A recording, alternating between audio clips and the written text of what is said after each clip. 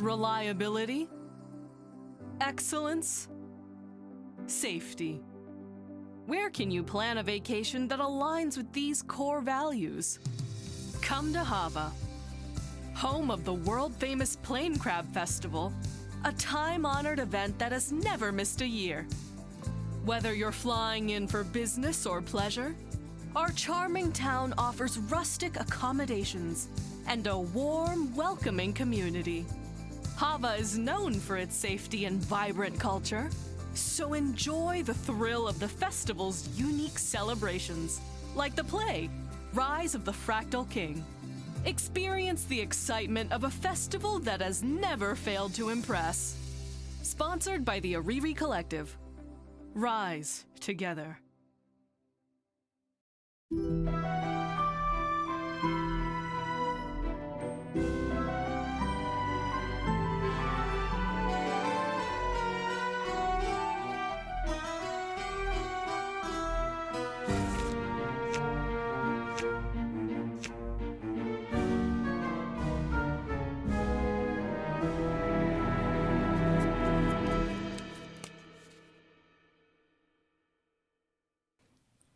Liv. Hello. Hi, Liv. Liv, for the first time in I think your entire life, you are about to go to bed in a warm, dry house with your belly full and with people around you that actually care about whether or not you wake up. And as you open the door to your bedroom, you are met with an astonishing sight of some random tiefling, devilish-looking person that you have never seen before in your life, leaving crumbs in your bed, running up to you, hugging you, trying to plant a kiss on your cheek, and saying, "Oh, thank the hells you're alive!" That we had pushed away. Right, in the beginning? So you do push them away? Yes, they attempted. This is a stranger. Stranger danger. Okay. I am so sorry. I was just very nervous for you. Do you still have all your fingers? And they go to reach for your hands to make sure that you still have your thumbs and such. I am drawing the sword and shield out. Well, no, Who are you? What are you doing here? I hope this isn't one of Vox's friends. I don't know which question to answer first. Okay, fine. Hi. I'm Kesper. It's really nice to meet you. We actually met a little bit earlier. I was in the city with you, and I was one of the people who helped get all those scary soldiers out of the way. So you're welcome, I guess, and I'm more than happy to take your gratitude in the form of you putting that very, very large sword down. I'm gonna hold it even closer to them. Okay. Please don't make me do this. You have 5 seconds to explain why you're here. Okay. I'm here. 3. They're coming for you still. They're coming for you still, and I'm here to warn you. They. The Order? The Order.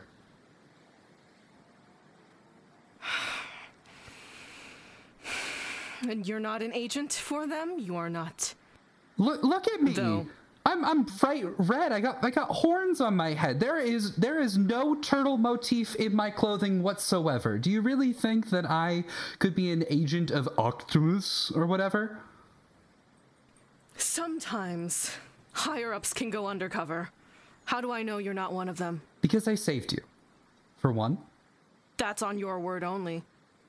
You did not save me. Some random person that I've never seen that was not you saved me. That was someone that I work with. Okay. Liv goes and stabs this person through the chest. Okay. Yeah, roll to attack. Okay, 13? 13 absolutely hits. And with Kesper's, I'd say, I think Casper has 5 hit points, so just roll damage and see. But I think you could roll a 1 and kill this person. Perfect. Hold on.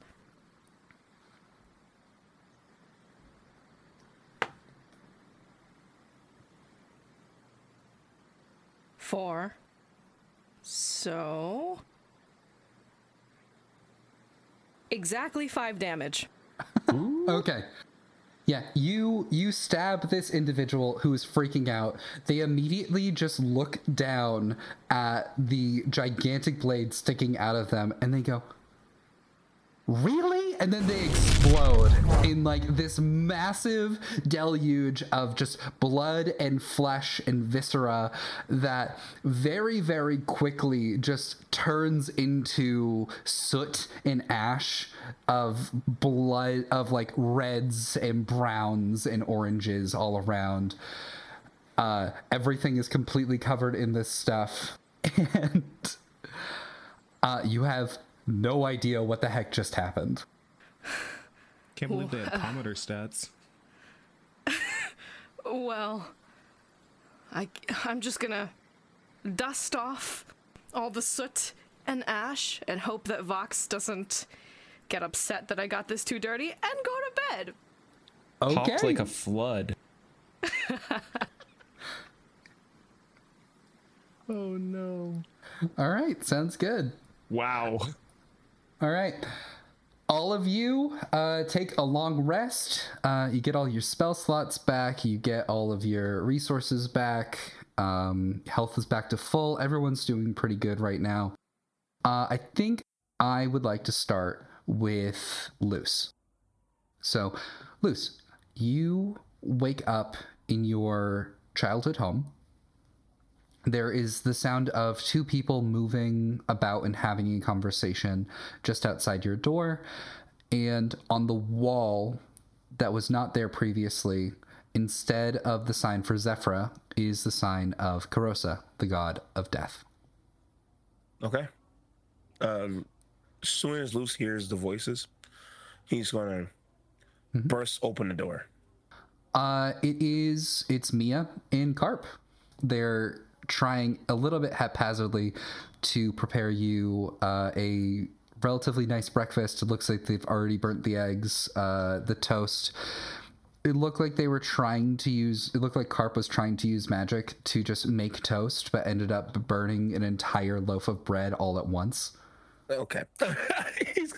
Luce is just going to very fast mom walk and just slam right into Carp and just hug him super tight. Hey, kid. He hugs you back. I thought you were. You're just. He just like starts tearing up a bit. Hey, you don't cry for me. I am okay. Everything that was yesterday. You think that a fruit cart is gonna be the thing that takes me out? You have a point, yeah, but also, and I flick him on the forehead. That is an expensive loaf of bread. Ow! I said I was sorry. You just weren't here for it. Thank you. Anyway, hi, Mom, and he'll turn and give her a hug too. Hi, sweetie. She immediately just hugs you back. You can feel your bones about to crack, and then she just immediately lets go. So, the both of you are fine, right? Okay? Yes? We were worried about you. Yesterday was insane. We lost you in everything. When I took Carp on my shoulder, I thought you were behind me. No, I saw other people injured, so I went and healed them. Yeah. Carp just gives like a solid thumbs up behind your mom, just being like, "You don't need kid." But I will be openly honest. I did get the this, and he'll like lift his shirt up where the giant robot fell on him, and he'll show like the bruises. Your mom immediately looks at that and starts freaking out. She goes over, gets a towel, and just tries to cover the bruise that's present with just like a hot towel, like a hot wet towel, trying to make it go down, not really knowing what to do. And Carp looks at you, slaps his arm on your back, and just goes, "Hey, your first one! Welcome to adventure." Okay, yeah, maybe, yes, thank you. Ow. But Mom, will you ow? That's a rib. That is a rib. I'm fine. Will you stop? Let me do what I do best. And he will let her do it, but he will start to guide her hand to where she actually needs to press it, and not like on the super sensitive parts of his chest. Okay. Make a medicine check. Okay. Can I get advantage because it's his body? I was going to say advantage because I would consider this to be like you giving your mom the help action and like it having like reverse feedback kind of thing. Oh, that makes sense. You know? Yeah. Wow. 13. Even with advantage. Yeah. 13. Yeah. You're able to get it a little bit out of the way from like the more sensitive areas, to the point where it's just like, okay, this is not helping, but it's just like a hot towel that's like on my rib, and that's kind of it. Your mom looks like she's mainly stopped crying and looks at you like with a little bit of anger now that like the mom freak out has stopped. He will just smile, like trying to disarm the anger. Sweetie? Yes? What the heck were you doing at the front of the fight? That's the funny part. I wasn't at the front of the fight. What are you... This looks... I've met Serve before. This is his shoulder. This is exactly what his shoulder looks like, and it's directly on your rib. How could that happen if you weren't at the front of the fight? She looks over at Carp, who just gives like a slight nod. Very much. Carp's kind of giving like cool stepdad energy right now. Oh my god. And I'm going to say, I need you to make a deception check, but you can do so with advantage because Carp is helping you. Carp so much.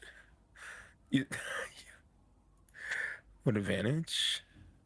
Oh my god, I'm rolling so bad. 6. He's not a good liar. He exploded. Is that really what you want to go with?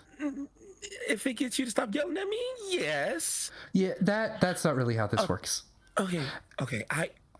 Look, sweetie, I am so proud of you for wanting to help the people that you did, but you can't help anyone if you're under the shoulder of a giant robot. Yeah, that is very true, but I want you to know it came out of nowhere. I didn't purposely just had it. Okay, Mom, look, I'm fine. I healed myself. It's just a bruise. It happens after a lot of healing. I can't just sleep it off. I'm aware, but is this going to be a continuous thing? Is this something I'm going to have to be worrying about more and more? Like, I'm usually the one who goes into danger. If I have to worry about both of us, I don't know how much of that I can take. I think. And Carp just goes, "You're practically immortal, kid." I was about to say that I have seen where you've almost died multiple times, Mom, and you just came back.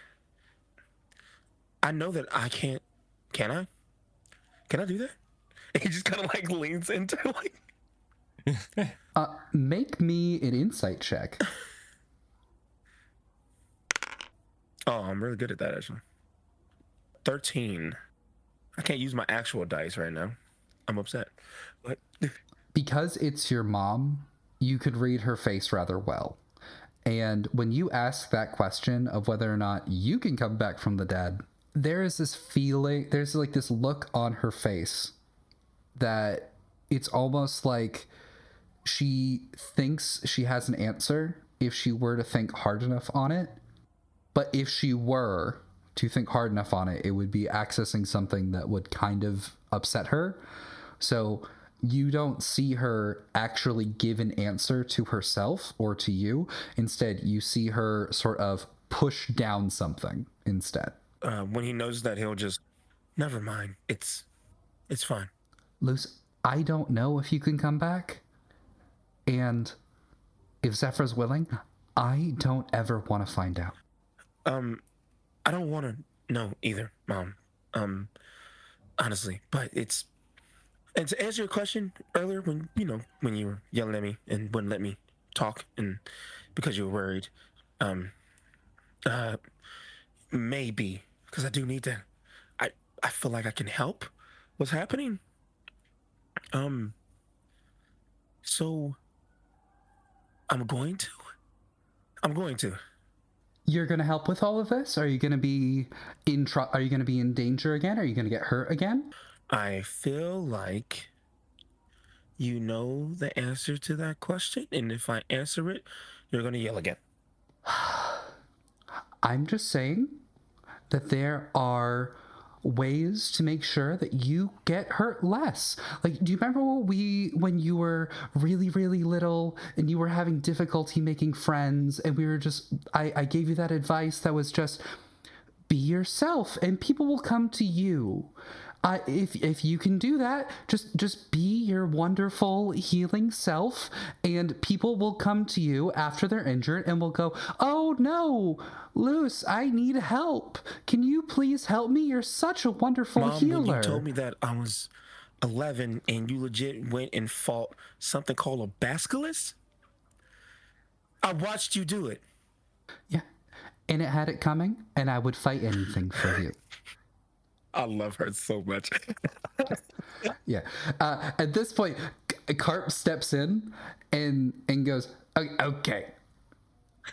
This conversation, it really isn't going anywhere. And I'm still not 100%.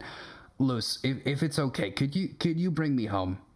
Could you bring me home, please? Yeah, I need to go that way anyway. So, sure. Yeah. Okay. Thank you so much. Mom, I love you. And I'll make sure you are aware of everything I'm doing. But take care of yourself too. Just don't worry about me, which I know is a really dumb thing to tell a parent. But that's all I could come up with right now. I love you too. Carp, you forgot your loaf of bread. The burnt loaf of bread? Yeah, she throws it at Carp. Crumbs go absolutely everywhere, and the two of you leave. The moment that you round the corner, Carp looks at you and goes, "Okay, you can go." No, do you want? I'm taking you to your house, though. I don't need that. I'm always happy for the company, but like if you got stuff to do, that's perfectly fine. I just wanted to get you out of getting yelled at. Well, it happens all the time, so I'm used to it. But yeah, okay. Look, as a family friend, I just need to ask you, are you gonna get hurt again in a way where me and your mom are gonna have to help in the next whatever it is that you're doing? I'm not sure. Okay. Are you going to be careful to the best of your ability? Okay. Let me start over. Maybe. And maybe. But it's okay. That's what I need. I've never done this before. You guys never let me do anything with you. So it's just, I have these 3 other people, or Carp. You got a party. Amazing. Well, weird, but amazing. One doesn't understand anything. She just loves food and stab things. I mean, like a lot. And the other one, he talks so much, but he has great stories, and his advice is, but good, but. And the other one, he talks like a cowboy, and I'm hoping he shoots things, but he's also really intelligent and smart. And then I was healing him. It was so cool, and I'm gonna go. He looks at you with, I think, more pride than he has ever shown that you have ever seen, at the very least. Oh. He says, I spent so many years telling you my stories. I'm so excited to hear yours. Yeah, I definitely have gonna have a line. Thank you. I'll make sure to tell you when I need help. Here. And he pulls out from his robe like a single rock that he just holds in his hand and like basically just like almost flicks it, and it breaks in half. And he hands you one half, and he says, use that to contact me.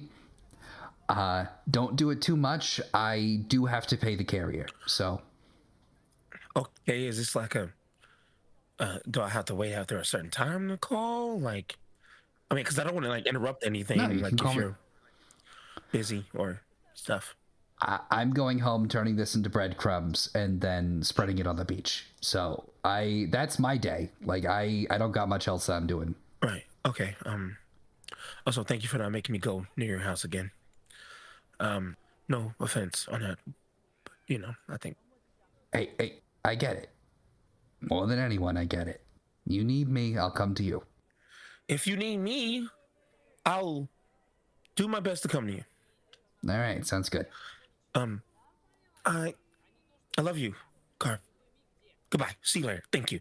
And he's gonna hug him real fast and fast mom walk, because running is not a thing for him. You get far enough away, and on your new sending stone, you just hear the words, I love you too. He'll like smile and start rushing.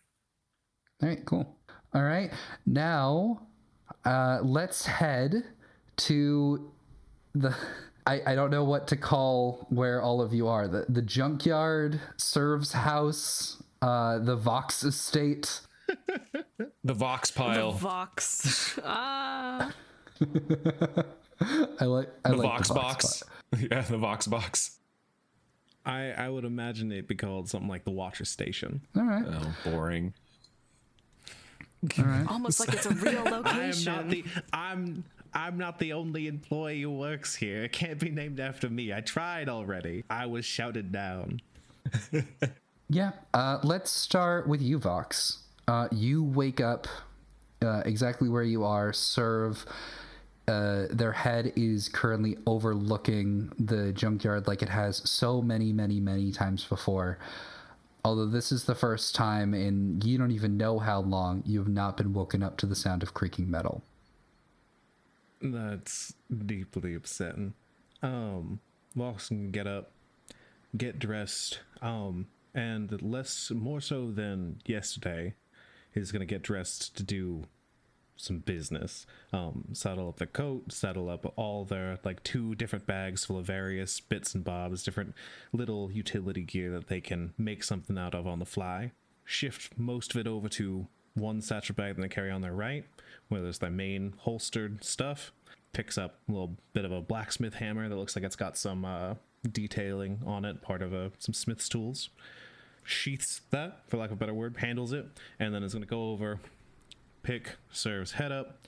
I'm going to fix you, but not tonight. And I'm going to put him in the other bag and just carry my mentor's head around and try not to think about it. And I'm going to put on Serve's flat-brimmed hat, and I'll walk out to go check on Liv. All right, fully prepared, looking dapper as ever. You go to wake up Liv. I'll go into the station, and is it obvious that something blew up in here? Yeah, I think the door was open when the explosion happened. So you just kind of see like almost like Diwali like colored dust just completely coating the walls. At some point, I think there's almost like a cartoonish looking frame that is just the silhouette of Liv that's just on the side of the wall facing the door. All right. Vox is gonna. I'm assuming Liv's the door to the room that I left Liv in is closed. Yeah, it is closed. Yeah? So Vox is going to rush over, look at the smoke, look at the trail, rush over the door, and then go to open it, and then stop just before they're about to burst through, and then just like knock a couple of times. Liv? She's just gonna open the Liv, door. You up yet? And the room itself is probably covered in dead person dust. And What? So someone exploded in here last night. I'm sorry about the mess. I can clean it up if you'd like. You slept like this? No, see? I'm gonna point over at the like bed and stuff, and it's been like dusted off onto the floor. It's perfectly fine. Just pinch his nose. Just like, did anybody else come in through here? Do you hear anybody else come by? Not through here, but someone was here, and then they exploded when I killed them. So... You killed someone in my place of business? Yes. They were just here. I don't know how they broke in, unless they were a friend. Do you know any red people? I might have. Not anymore. Tell me, Liv, were they attacking you? Did they seem threatening? Yes, they seemed very threatening. Insight check. I'm telling the truth. I know, but I need to check. That is persuasion or deception. You do not have to tell us which. That's a 19. Yeah, that's a 2. I'm not gonna bother. Okay, so what do I get with that? That you definitely saw a threat in this? Mm-hmm. Got it. Okay. Vox, I was gonna go over to the door, pull up in service sign to basically just be like, somebody's here if you want to look through some of the scrap, or if you want to like look over stuff, go through like the business of like looking over the scrapyard and do it through a normal channel. Grab a piece of chalk from over by a thing, cross it out, and write close, and then hang that up on the door. I mean, this happens all the time, right? People just attack you, and then you have to kill them when they try to attack you. And then everything's good, and then you clean up the mess afterwards. Liv, I don't know what type of wild antagonist, like, get attacked every single day thing that's happening, but normal village life, you don't get attacked every day. Maybe on a bad day, maybe on, like, a drunken, when you're on a bender. We got attacked yesterday, normally, though. It's been 2 very odd cases in a very short amount of time. I'm glad you're all right. I don't know how to deal with all that, so can like usher you out and then just like close the door onto that room. That's gonna be a little later of an issue. We got, from what Luce told us yesterday, it's not on my highest list to deal with right now. So I'm gonna say, are you situated? You can get your stuff. Are you ready to go? Yep, I'm all ready to go. Sorry about the room. No, if you were threatened, then I'm glad you're all right. That's all I care about. Why don't we pick up some pastries on the way, and we can meet up at the fountain with the crest.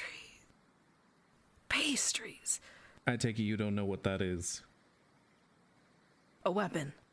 Baked bread, maybe sweet bread. Come on. Yes, let us go. All right, come on. The only other thing I want to make sure of is that I go over and fire off another paint can to make sure Ollie knows to not be around for a while, just in case. Okay, that's a red one? Yeah, the red one. Not to come back to the scrapyard, at least in the meantime, because 1, I don't want him to find out whatever the fuck happened in there, and 2, I just would prefer he keep his head down in the interim, because I can find him if I need him later. Yeah. Yeah, you absolutely do that already. Set off a red one. The pole is bright red, a deterrent to anyone who would be coming in. So everything seems to be... I hope I didn't hit him again. You could make a perception check. No, I hope I hit him again. All right, let's go. That's fine. Perfect. Pastiche. Yes. You wake up fully rested, a little bit more information from the previous evening, and also quite a bit of different meads down all at once. So It's quite delicious. right. So yeah, you wake up. You're currently in the confines of your troop. You're in your is it like a caravan? Was that what we said? Yes, it's a caravan that comes through a portal that just appears wherever, and probably about like 15 to 20 wagons, and just sets up on the edge of town or wherever and puts on a show. All right, excellent. Pastiche has they don't have their own caravan as much, or like a own wagon. Most of the wagons are used for storage for anything that they would be bringing to put on the different types of shows that they are. So Pastiche usually sleeps in a tent, and their tent wasn't set up last night, so they actually probably just slept underneath the tree and was completely okay with that. But yeah, they would wake up right away, give a good stretch out their back, make sure that everything is cracking and moving correctly, and they're feeling pretty good. Josta, I need to speak to Josta. Where is she? Josta! Make a survival check. This would be Okay. like almost tracking somebody. Survival. I'll make it another day. Death isn't right here now. Ooh. So I rolled a 4, or -1. So that's a 3. Okay. There is a large, I'm going to say, cacophony that is currently surrounding your troop, because it looks like a number of people are simultaneously freaking out, and a lot of them are also at the same time, a lot of them look like they're packing up to leave and failing miserably at doing so. Like they kind of look like they packed up way too early for a trip, and a lot of them are just trying to see if there's anything else that can be done, but there really isn't anything. So they just seem to be like very, very anxiously either like moving an umbrella from like one wagon to another, or just very, very anxiously sitting on their hands. Josta, as far as you can tell, is not within the confines of like your current troop. Okay, well, they did shout like that, which is usually their way of finding anybody in the troop as quickly as possible, is just to shout the name. Yeah. Oh, okay. That makes a lot of sense. In that case, I think you see like a very, very tiny hand just like boop stick out from like the very, very large crowd, and just starts immediately going up to the tree. And it's Josta. She goes, Pass, how can I help you? Is everything all right? Are we stuck here? Yeah, how did you know? If I told you, I'd have to kill you. I would really prefer if you didn't, sweetie. Okay, I'll tell you anyway.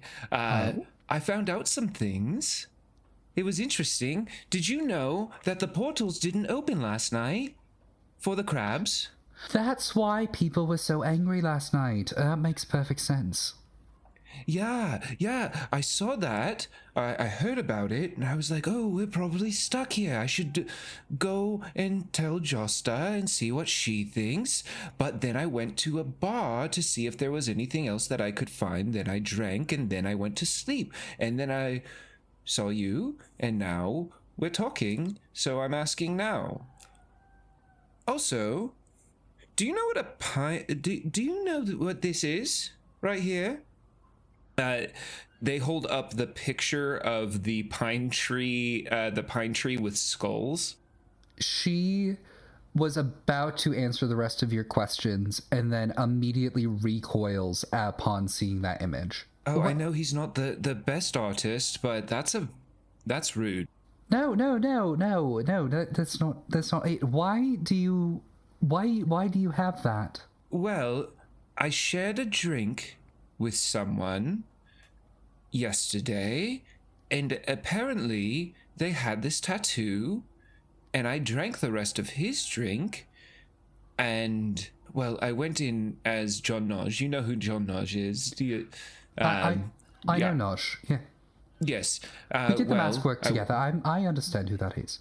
Yes, so I went in as him, and he got some questions answered, and they said that some weird people came in, and one of those weird people were me, and then the other person I was drinking with, and I was like, oh, he thinks that I'm weird. That's par for the course, right? I suppose, but are you saying that this was connected to the person you were drinking with?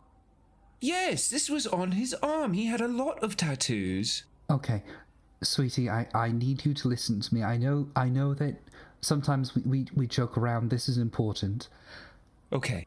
If you see someone with this tattoo, you turn around and you run away as quickly as possible. But why? This is a symbol for the assassins of the Winter's Court. Oh. Could come and kill me?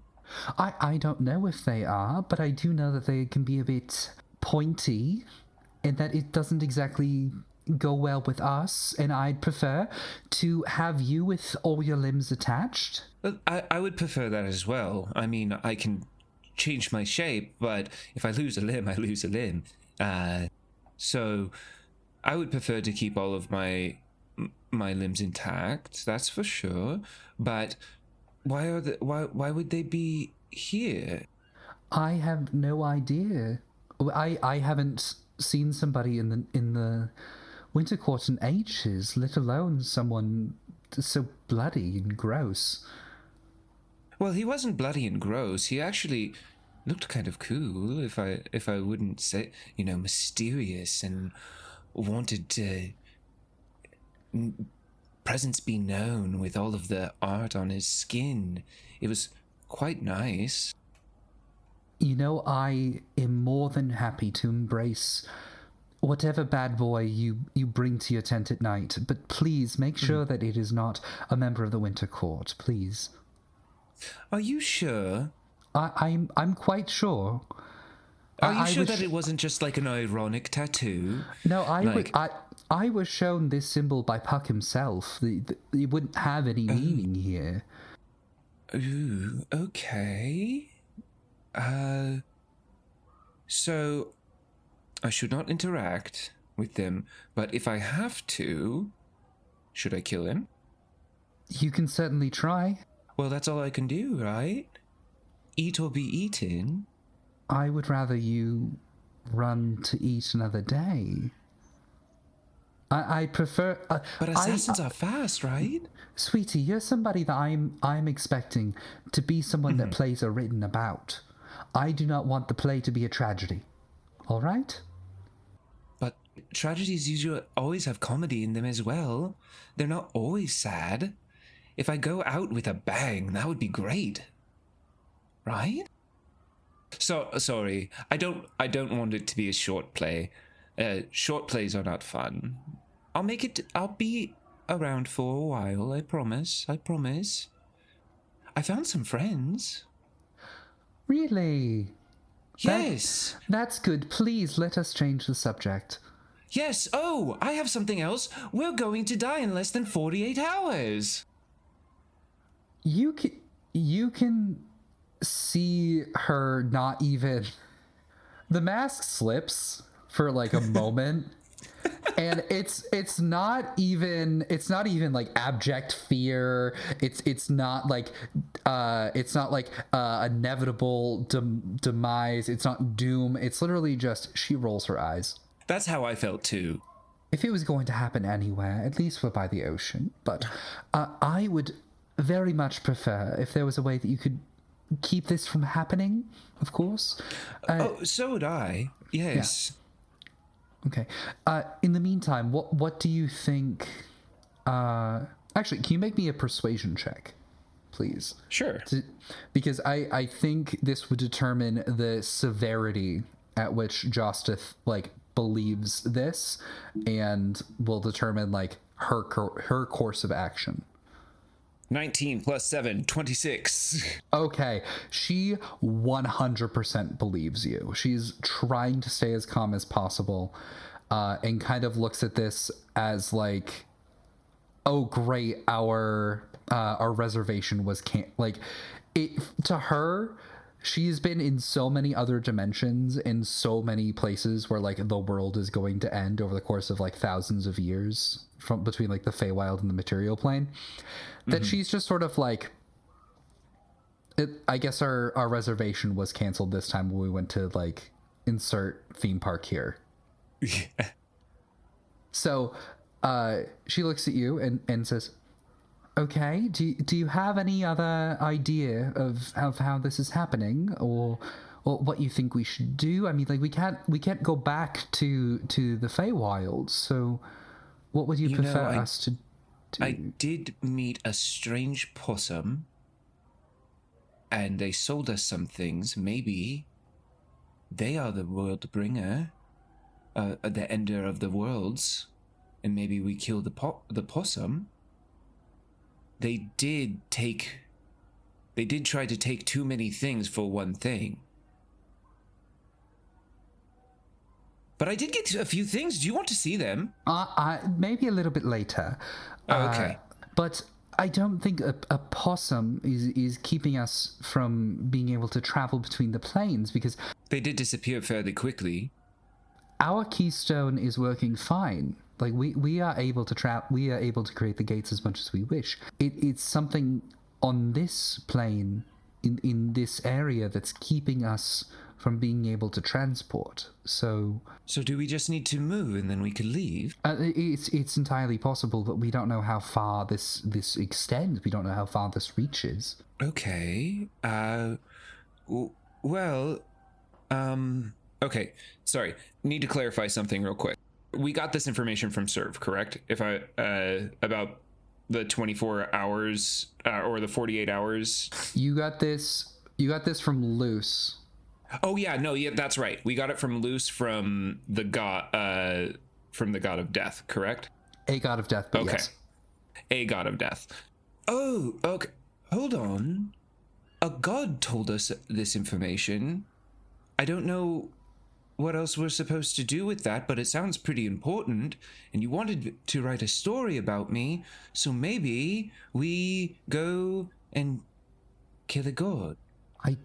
I mean, maybe in the future, with a bit more experience. You've been with us and our family for most of your life. I would assume that you'd want to see the world a bit more before you commit sacrilege. Well, if I don't believe in the god being a god, then is that really sacrilege? They're just a higher being. We can all be higher beings. Look at Queen Titania. She's a higher being. That's true, but would you want the wrath of their siblings or whatever to come down upon the court? They shrug. That would harm us. That would harm everyone, sweetie. That would harm you. Well, fine. Fine. But what if a god tells us to kill a god? Then we're kind of in a sticky situation anyway. Well, I think that would depend on whether the god was asking for help to kill a god, or was just asking you to kill a god. Because one, you have a god on your side, and then it just becomes quantity as well as quantity. What does this have to do with us being unable to leave? I don't know. The Oriri Collective could be behind it. That's why I went to the bar, because they control the Oriri Collective, and it could be something with this Fractal King. So me. Maybe. But But what should we do in the meantime? Would you like us to leave town? Is this an apocalyptic scenario with everyone, or?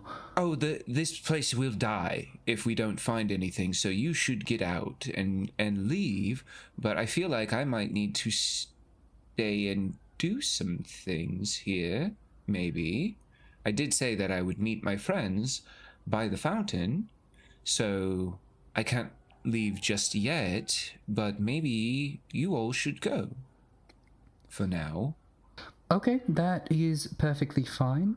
I suppose I will see you. We'll see you in 20 minutes. Oh, well, I suppose so, and I will see you in 20 years. She bows to you and starts to make the preparations for the people in your troop to leave. At this point, Pastiche turns to start walking away and then stops themselves. Josta? Yes? And their stature shrinks down to the size of Josta, and they walk up and give her the biggest hug. I will miss you. It's not for forever. Of course not, but I don't know if I will see you for a long time, and I know that means nothing, but let us not forget who we are.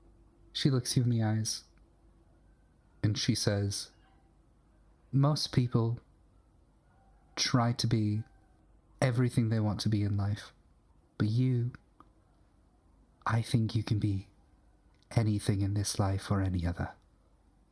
I will definitely try. Well, get out of here so you don't explode, okay? I would really prefer not to explode. I will see you if we end up leaving for the Feywild. I will find some way to contact you. Okay. And I will let you know, but we will not try and leave without you. Okay? All right. And if you do, that's fine. I will either die or not.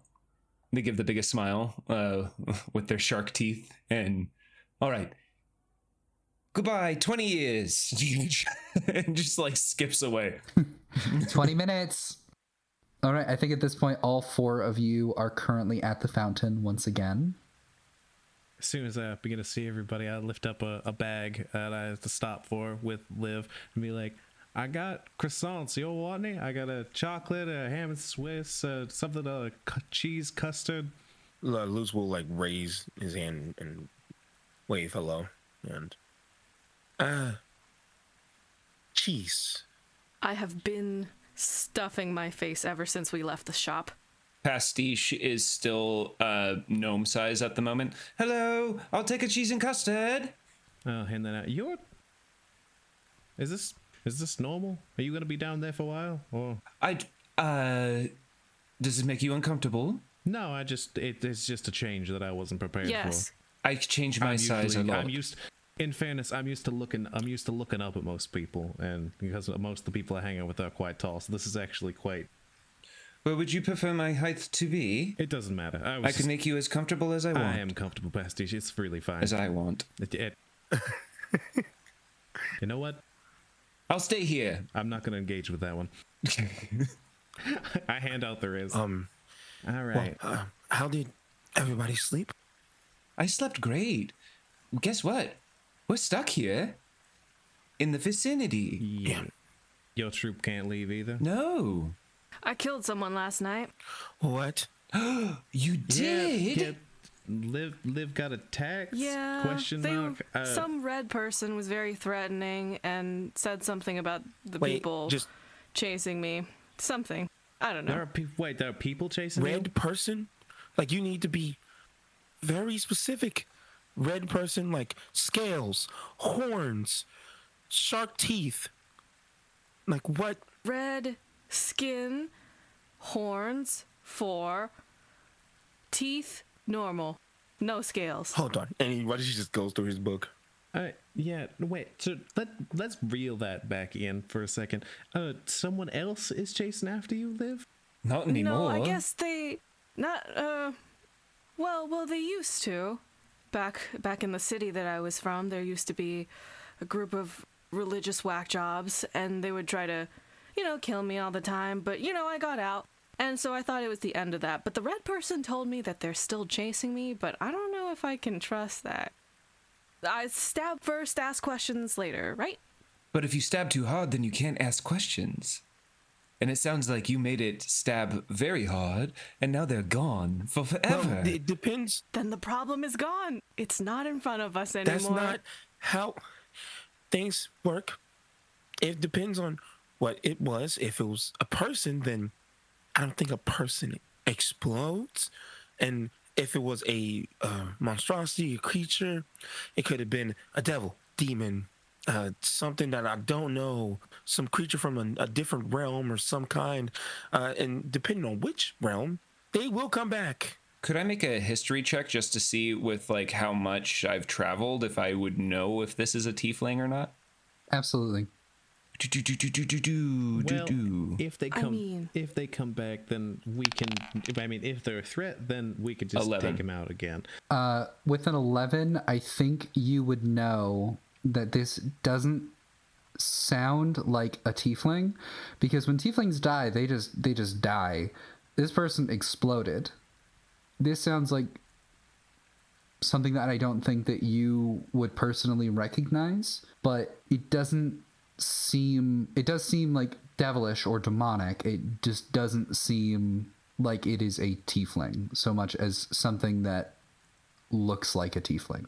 I have a little, because the person exploded and got their dust all over my outfit, my one and only outfit. So I think I can just like pinch a little bit of that soot that remained and like hand it over to Luce to see if they know what that's about. They left this. Luce doesn't know exactly what you killed, so when you sprinkle the dust of this person in his hand, he just looks at it, and then many thoughts of, oh my god, did she just give me the ashes of a person? Yeah, these are the ashes. That's why you smell like a crematory. Oh. And slightly floral. Liv does smell like a mixture of smoke and flowers. Huh. That's quite lovely. We should definitely 100% look into this. I feel like it's not a pressing matter right now, right? No. Like I said, they're gone. The problem's gone right now, guys. Also, didn't get a chance to tell or ask my mom and mentor about our situation, because things happened. I got yelled at, I panicked and ran away. Or we can all go and talk to her. She's in her shop. Or we can go talk to Carp if we want. There's still options. I did find out that there is potentially an assassin from the Winter Court of the Feywild around. I shared a drink with him before the play, and he had this tattoo.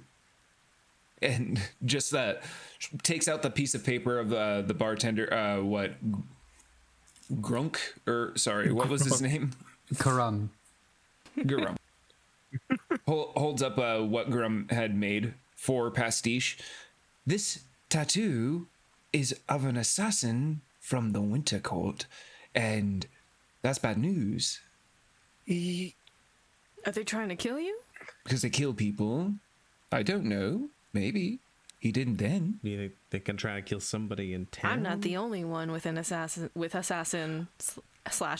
after me. From what I have heard, the only people that have killed people in the last 24 hours in this town are standing here. Oh, good. Right. That's... Well, this town does have a lot of, like...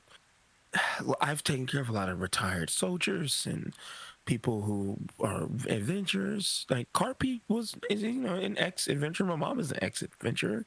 There could be many different people that this is Sal. No, I want to go check on both of them right now. Again, even though I just left them. But now that made me very worried. And Carp is not too far from where we are, actually. Or my mom. Well, then, let's make first order of business. We could check on Carp and see if he has any idea why the portal's didn't open for the crab festival. That should be the first order of business, actually. We figure out what's happened to the portals and we circle back from there. We can figure out, maybe we can pinpoint the location. It could be, I don't know, some kind of anti-magic. I don't know how this works. I'm just shooting out ideas we can here. Ask Carp. He's very smart. Also, warning, when we get there, he is, what's the best way I could put this? Eccentric? I think is the word. I've heard that word before. It's been used for me. Honestly, I honestly think you'll probably be his favorite person. So, Oh, I'm honored. hold that thought. Anything else happen with you guys? Like, No, that's about it. Uneventful. To cover what happened with Serve, I know that he had a message about... there was a message, and I would have known what it was, but it was apparently printed on the Oriri tickets that I've been getting from the company, and I've been burning those. So the only thing I could glean from that was that it said to run on one of them. So I don't know if it means like that it wants to leave town, but I put a lot of work into this town, and I'd prefer to not have to. So if it's all the same to you, I say we stop by, we see what's going on with the portals, assuming that's the most likely cause of the disruption. I was told to run too. If the town's going to end, I'm going to assume it's going to have something to do with something interplanar from the scraps I'm picking up. Beyond that, then we should start looking into the Oriri immediately after. And we're burning daylight, so we should probably start sooner rather than later. yeah. Takes a big bite of the croissant. The only thought is, do we want to check where the portals were supposed to open in case there's anything there we need to look around? Or Seemed like a good idea. do we stop by Carp first, maybe stop by there, or do we want to split up? Carp lives on, and I'll say like he does get a tiny bit uncomfortable. He can't help it, by the beach or on the beach. So I think one of the portals might be around there, if my memory is correct. Yeah, maybe we'll take him to the portal then. Luce, if you'd like, you can make a history check on this, but I will say, because it's so close to the ocean, thinking about this freaks you out a little bit. Can I give myself disadvantage? Absolutely. Yay. I didn't roll awful. 11. 11.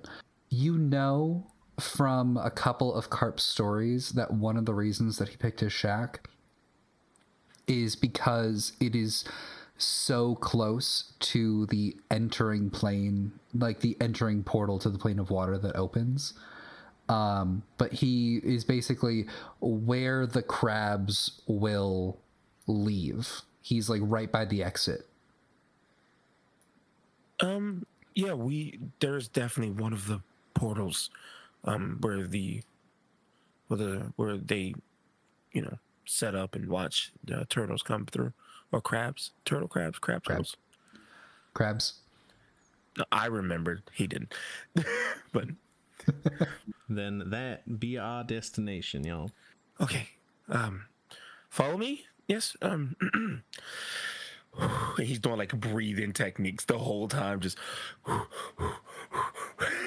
as he's walking. Okay. We're not even walking Follow the that giant. fast. Oh my god. I was gonna say, Sorry. Luce, can you make me a wisdom saving throw, please? I will do so. I got you. You're not even walking that fast. Oh, now he has asthma. Let's just add on to the pile of stuff. Wisdom save. No. I finally rolled bad for it. 9. Okay. Yeah, you are full on panicking right now. Your brain is a little bit addled. You're starting to like dissociate just like a little bit. I'm gonna say you have the frightened condition, but like the effects of like you have disadvantage on like these checks, attacks, saving throws, and things like that. But like you're still able to move towards the ocean, just because of the people that you are with. If for whatever reason you're separated from them or separated from Carp, you have a very, very strong compulsion to return to town to a point where you can no longer see the sea. Okay. He is gripping his staff with, now it has been changed from Zephyr to Carosa.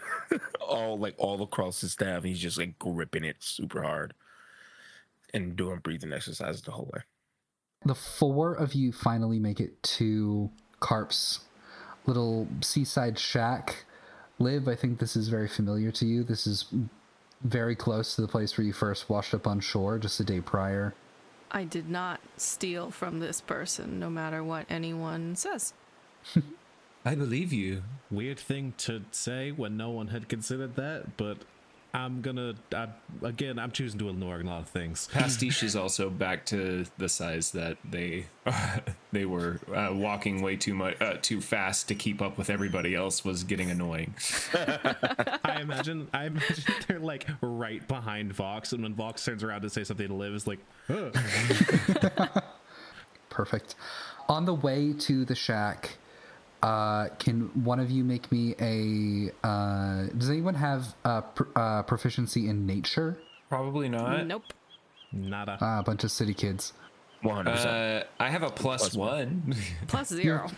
I got a +3. I could do it. Okay. Pastiche and Vox, make me a nature check. Ooh. 8.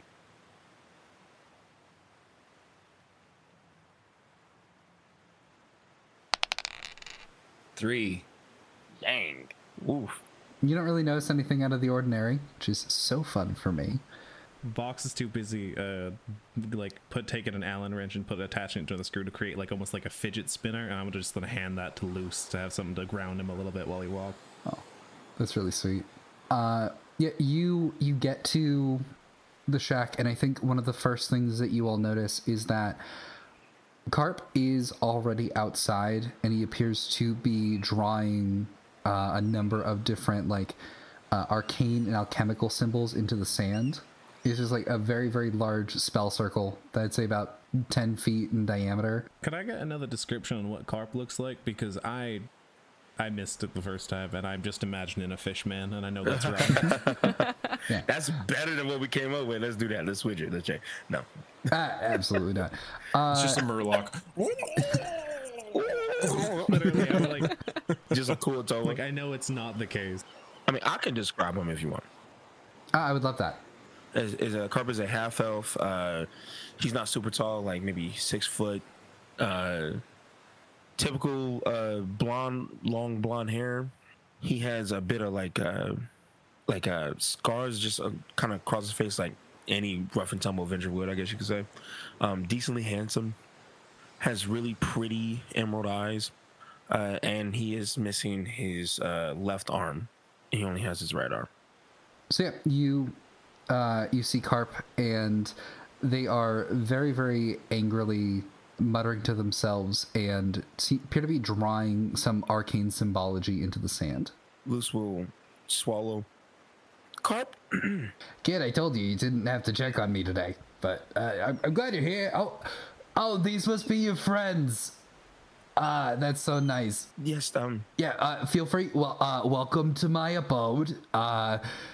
Feel free to make yourselves at home. Please do not touch the symbols that I wrote in the sand. I will go get. You guys like crackers? I'll get you some crackers. well, before you... Pastiche immediately takes a finger away from one of the sigils.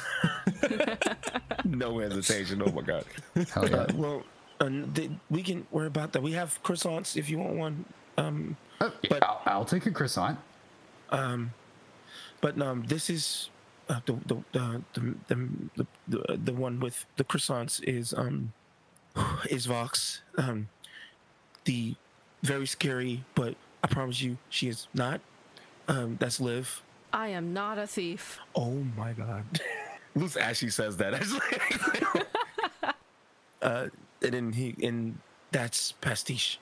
I am also not a thief. I'm gonna stand right next to Pastiche, crossing the arms and be like, "We are not thieves." Vox face palms. That makes 3 of us. Okay. But I have stolen in the past. Okay.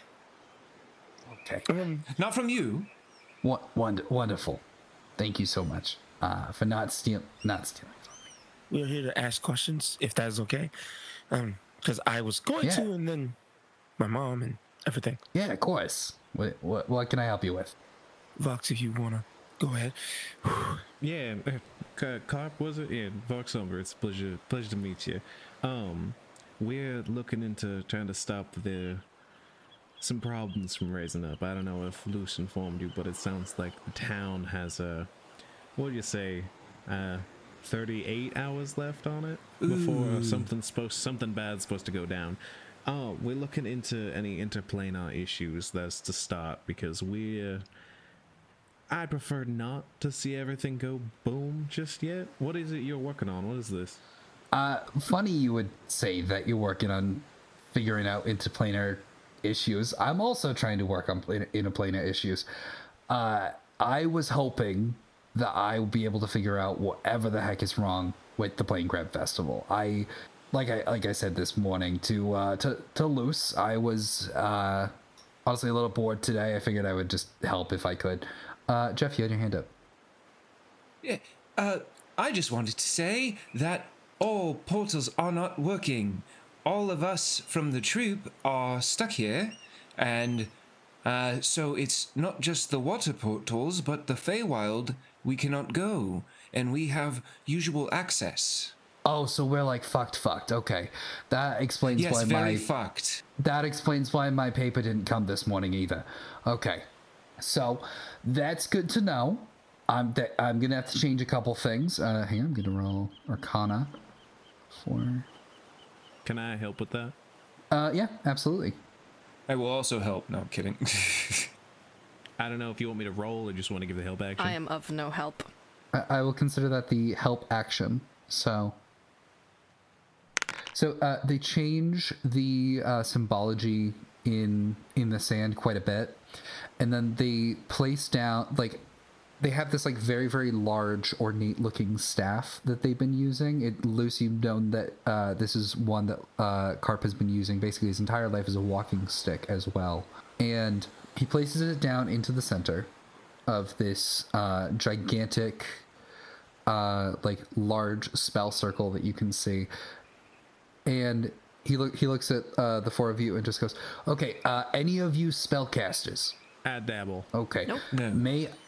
May I borrow a spell level or two? I could give you one. I can. Yeah, it's fine. The other? Yeah, What totally. do they get in return? What do they get in return? My gratitude, and... That's not enough. Okay. You all need to get better at bartering. Well, this is not a barter, I don't think, Pastiche. Never give anything in return for nothing. No. That's Maybe he that's can fine. save us from the portal disaster. Isn't that a price? Okay, Luce, I will say we become a little bit more even for the multiple decades in which I helped raise you. That seems fair. Yeah, and the little one, you got a lot of bits and baubles. I'll tell you what, I found a cool seashell the other day. You can have it. Fine. Wonderful. We have reached a conclave. So, I need the two of you. All right, I need the two of you to stand in those two circles off to the side, and then I'm gonna activate this spell, and it is going to start. When it starts, you can just get off the circle. Just go with everyone else. This is going to point to whatever dimensional anomaly is happening here. Oh, okay. And Luce will walk over and step in a circle because he's very used to magical shenanigans with Garp. That is very, very true. Okay, so you two step in. He places this very, very large staff in the center as if it's like a compass to whatever is going on. And then he's like, wait one sec, this will be cool. And he goes inside and he also grabs, again, a cool looking seashell that he saw previously, and he places it on top of the staff as if it's like the pin that keeps the compass like in the center of the compass, but something a little bit more useful. So he then activates this spell. He appears to like chant something very, very in like a language that none of you seem to like necessarily like understand, but all of you can just sort of like feel the power behind. Their eyes start to glow this like very, very bright yellow. Vox and Luce, you both can feel yourself losing 1 spell level to go into this as well. And the staff starts lifting up into the air and starts rotating around and around and around and around and around and around and around. And at this point, Vox, Luce, you can step off of this safely as well. We'll do so. As you do, you notice that the staff is starting to slow down ever so slightly. As it starts slowing, you can hear something. It almost sounds like a crack or the creaking of metal. You don't really know where it's coming from at first until you look at this like very, very old ornate staff, and you see the cracks beginning to form in this incredibly powerful magical object as suddenly